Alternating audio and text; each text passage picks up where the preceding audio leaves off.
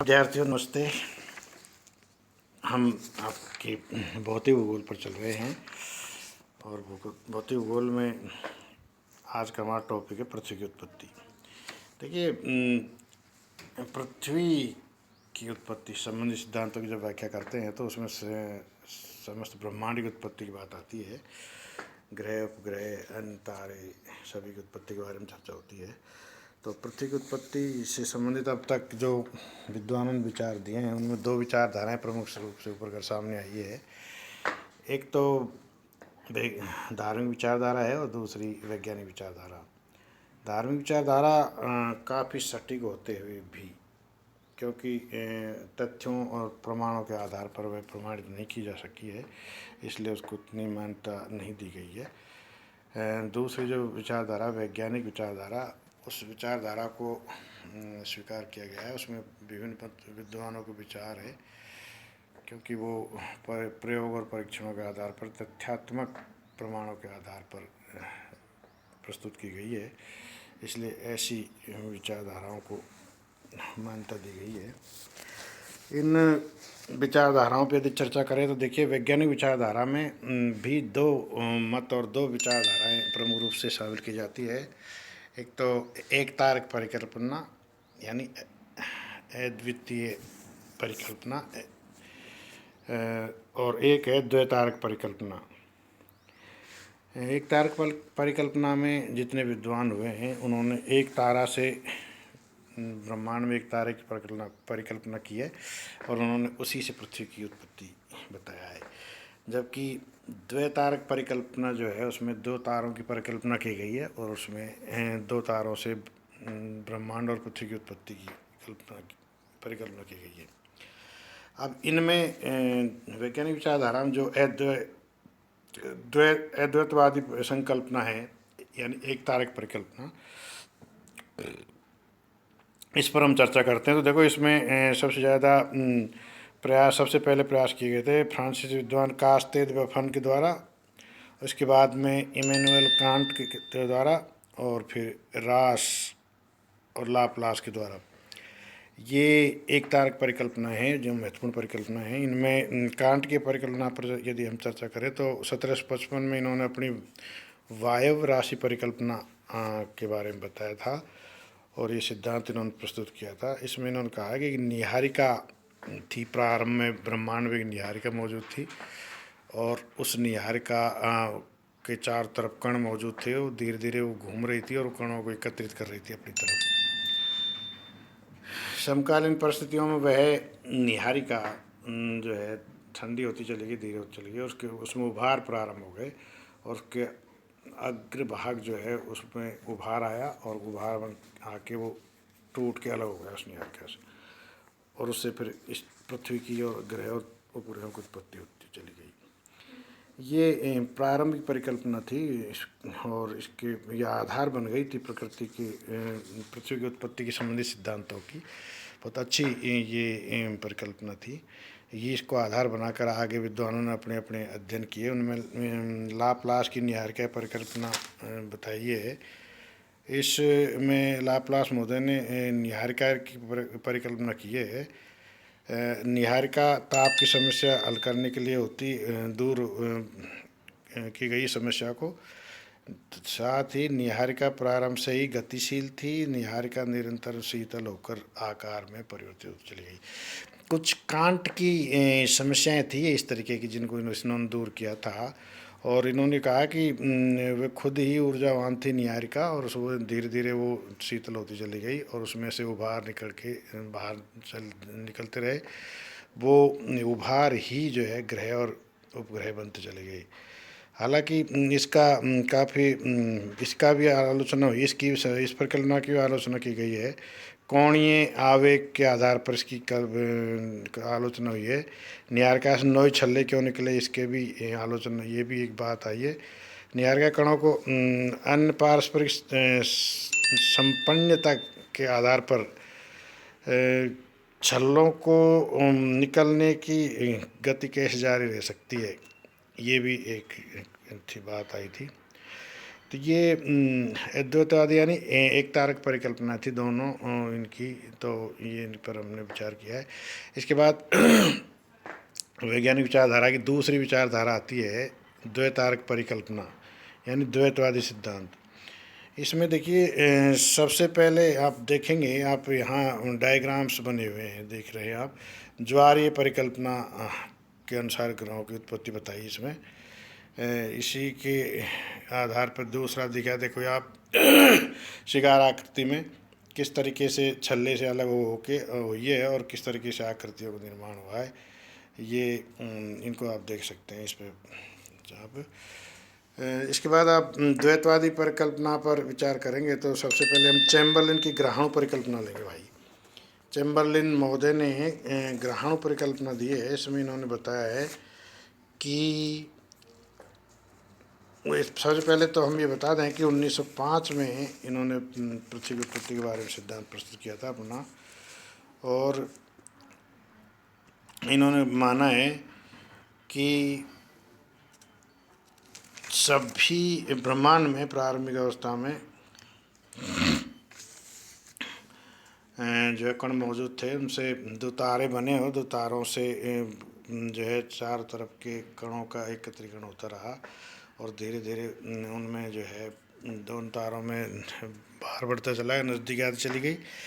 इसके बाद उसमें उभार और विस्फोट होता है एक तारे से और उससे टुकड़े अलग होते हुए बताए गए हैं, जिससे ग्रह और उपग्रहों की उत्पत्ति बताई। इसमें सागर और महासागरों की भी उत्पत्ति बताई है। ये अलग अलग थोड़ा सा जो है विद्वानों का अपना विचार है।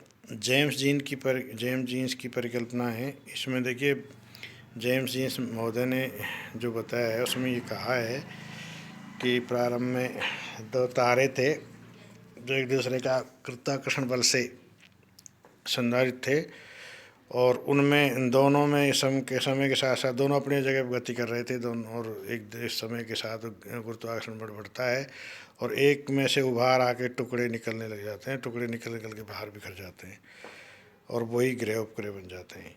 इस तरीके से जो है जेम्स जीन्स महोदय की परिकल्पना है। इसी के साथ आप चर्चा करेंगे तो रसेल की द्वैतारक परिकल्पना है।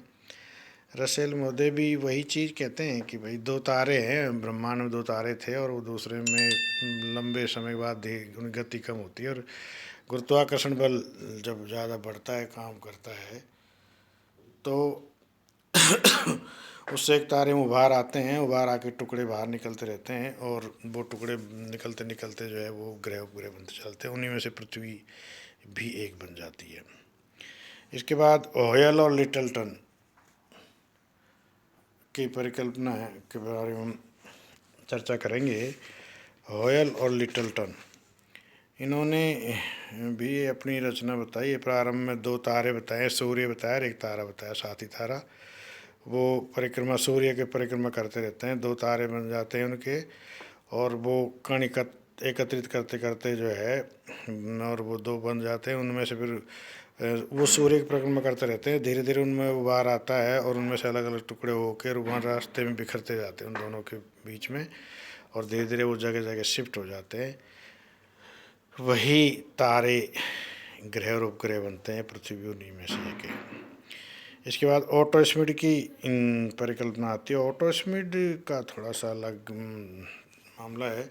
ओटो स्मिड महोदय अलग तरह से थोड़ा सा इसको स्पष्ट करते हैं। वो ये कहते हैं कि प्रारंभ में सौर मंडल में कुछ नहीं था कणों के अलावा, केवल कण मौजूद थे और वो कण एक दूसरे से प्रभावित थे और गतिमान थे और ब्रह्मांड में गति कर रहे थे। वो कण धीरे धीरे वो कण जो है ठंडे हुए, उनमें गति कम होती चली गई, ठंडे होते चले गए और एक समय ऐसा आता है जो कणों में कण मिलते मिलते मिलते मिलते जुड़ते चल जाते हैं, जुड़ते जुड़ते बहुत बड़े बड़े रूप में वो आकार बन जाते हैं उनके और वो एक दूसरे से गुरुत्वाकर्षण बल से बंधे रहते हैं और घर्षण वो परिभ्रमण परिक्रमण करते रहते हैं।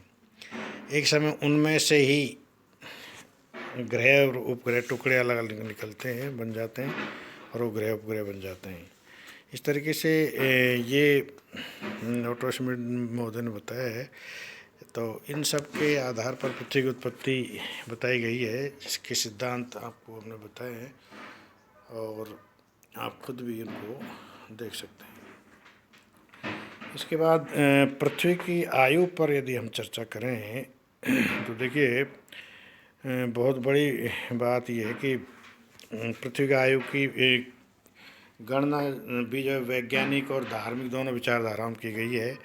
और जो धार्मिक विचारधारा है वो काफ़ी सटीक बैठी है वैज्ञानिक विचारधाराओं के प्रयोग और परीक्षणों के द्वारा, तथ्यों के द्वारा प्रमाणित की गई पृथ्वी की आयु धार्मिक विचारधारा के अनुसार भी लगभग वही आसपास बैठती है जितनी कि वो प्रमाणों से सिद्ध की गई है। तो ये वैदिक विचारधारा, आर्यन विचारधारा हमारी जो है ये सबसे सटीक विचारधारा रही है वैज्ञानिक विचारधाराओं में, धार्मिक विचारधाराओं में। फिर वैज्ञानिक विचारधाराओं में तो देखिए अलग अलग विद्वानों ने अलग अलग विचारधाराएं दी है। तो इनमें जितने भी है सागरीय लवणता के आधार पर है, महासागरों में प्रतिवर्ष लवणता की एक निश्चित अनुपात, निश्चित मात्रा डलती है। और टोटल यदि उसकी लवणता को देखा जाए अब तक की को, और एक वर्ष की को फलित करके देखा जाए तो प्रति वर्ष की लवणता निकली आती है। तो टोटल लवणता के आधार को यदि फलित करके देखें तो उसमें वर्ष निकल के आ सकते हैं कि इतने वर्ष पुरानी पृथ्वी की उत्पत्ति हो गई। एक है तलछट के जमाव के अनुसार। तलछट जो गाद जमा होती है सागर महासागरों में, जो मलबा जमा होता है, वो भी प्रतिवर्ष एक निश्चित अनुपात में निश्चित मात्रा में जमा होता है। तो उसके आधार पर भी टोटल जो जमा इस सिल्ट या मलबे को आप देखें तो पता लग जाए कितने वर्ष पुराना ये मलबा है और कितने वर्षों से पृथ्वी पर गतिविधि हो रही है। तो पृथ्वी की आयु का उससे भी पता चल सकता है। एक है अपरदन के आधार पर।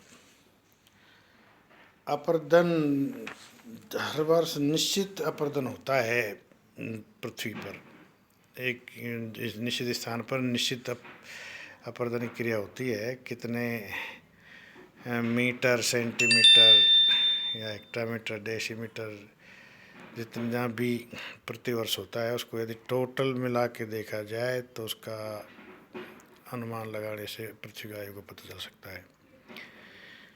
इसी प्रकार चंद्रमा की ज्वारीय शक्ति के आधार पर भी गणना की जाती है। चंद्रमा की ज्वारीय शक्ति को यदि देखेंगे तो पृथ्वी से चंद्रमा की वर्तमान दूरी लगभग 3,84,000 किलोमीटर है। इस आधार पर चंद्रमा को 3,84,000 किलोमीटर दूर हटने के लिए करीब 2,95,38,46,46,000 वर्ष लगे होंगे। इस आधार पर पृथ्वी की आयु 4 अरब वर्ष बताई जाती है। हेराल्ड जेफरी ने भी इतना ही लगभग अनुमान लगाया है। इसके बाद लॉर्ड केल्विन की संकल्पना है। लॉर्ड केल्विन ने माना है कि पृथ्वी समय पर पृथ्वी 7,000 डिग्री फ़ारेनहाइट ताप पर ठोस हुई है, एक निश्चित तापमान पर ठोस हुई है, इसका इनका मानना है। उस आधार पर इसका तापमान ज्ञात किया जाए तो इसकी पृथ्वी की आयु का पता चलाया जा सकता है। इसके बाद है रेडियो सक्रिय तत्वों के आधार पर। रेडियो सक्रिय तत्व के आधार पर सर्वप्रथम खोज जो की है वो पियरी क्यूरी ने की है 1903 में, और 1904 में रदरफोर्ड के द्वारा भी इस रेडियो एक्टिव पदार्थों पर कार्य किया गया है। इन्होंने यह अनुमान किया जाता है कि यूरेनियम का 1.67 भाग 10 करोड़ वर्षों में सीसा में बदल जाता है, परंतु यह उल्लेखनीय है कि विभिन्न प्रकार की चट्टानों में सीसा की मात्रा भिन्न भिन्न होती है। इसलिए इस सीसा की मात्रा को अलग अलग स्थानों पर अलग अलग आधार पर मापने पर देखने पर पता चल जाता है, प्रतिवर्ष की मात्रा पता चल जाती है, उससे टोटल वर्षों का अनुमान लगाया जा सकता है। इस प्रकार ये पृथ्वी की आयु इनसे ज्ञात की जाती है। आज का ये अध्याय आपको यहीं समाप्त करते हैं। अगले अध्याय में अगला टॉपिक हम लेंगे। सभी को नमस्ते।